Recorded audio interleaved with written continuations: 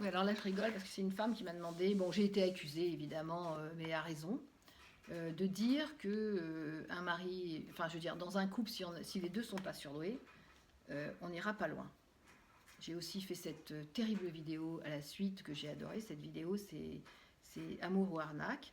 Donc, je confirme que si deux personnes ne sont pas surdouées, à un moment, il y en a un qui est prisonnier de l'autre, hein. Et malheureusement, celui qui est prisonnier de l'autre, c'est pas celui qu'on croit. C'est-à-dire, c'est vraiment le surdoué qui se retrouve, aussi intelligent soit-il, il va quand même rester. Voilà. Donc, je l'ai dit, donc je ne vais pas le redire. Par contre, quelqu'un m'a demandé, alors il y a aussi des gens qui sont hypersensibles et qui ne veulent pas forcément se séparer, c'est un choix. Je n'ai pas dit qu'il fallait divorcer, j'ai dit qu'on aurait du mal à s'entendre.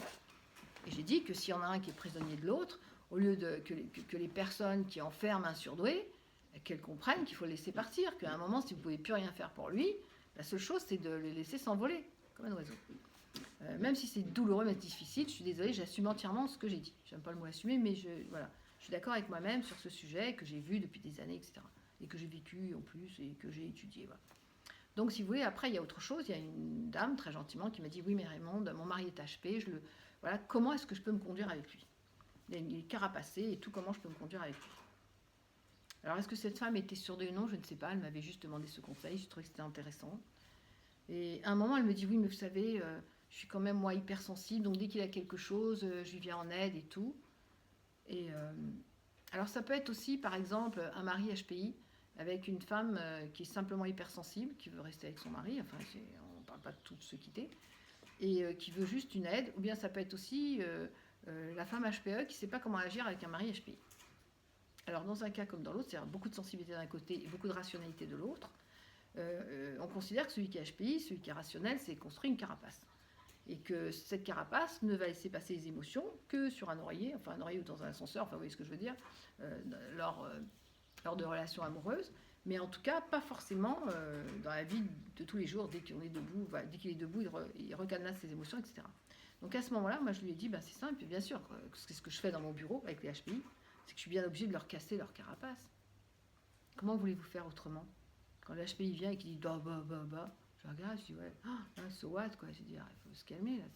Enfin, je veux dire, faut les faire redescendre dans une émotion. Alors comment se comporter? Eh ben, elle me dit, il s'est coupé, j'étais là et tout. Je dis non, non, non. Il s'est coupé, c'est tiens chérie, voilà le tricostérile. Attendez, tricostérile, je sais pas comment vous appelez tricostérile, mais c'est dans le sens, ça va te faire du chaud, c'est stérile quoi, mais voilà.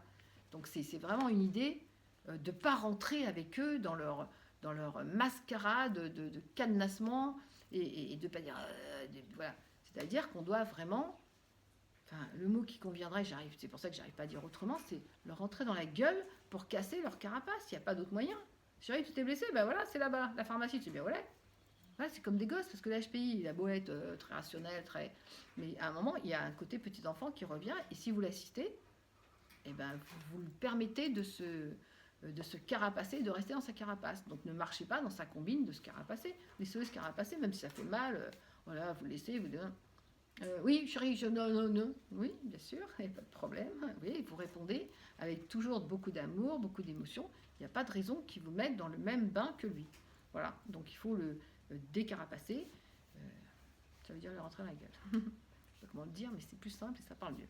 Voilà, ben, j'espère que le message est bien passé. Je vous embrasse.